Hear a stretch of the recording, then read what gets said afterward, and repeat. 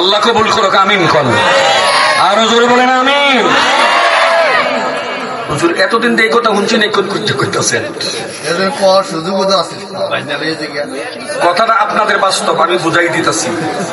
না শোনার পেছনে আপনারা দোষ নাই, আমরার দোষ।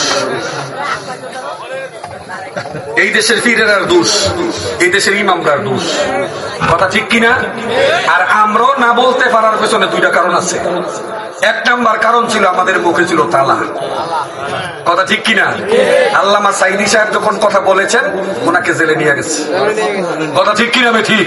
যারা এই কথা বলছে তারা বাইরে থাকতে পারে নাই, চার দেয়ালের ভিতরে থাকতে হয়েছে। কথা ঠিক কিনা? ঠিক। তবে একটা জিনিস তারা ছিল, তারা কাউকে ভয় পায় নাই, আল্লাহকে ভয় পাইছিল। ঠিক কিনা? ইন্নামা ইয়াখশাল্লাহ মিন ইবাদিহিল উলামা। যারা আলেম তারা তো ভয় পাওয়ার কথা ছিল কাকে? আল্লাহকে।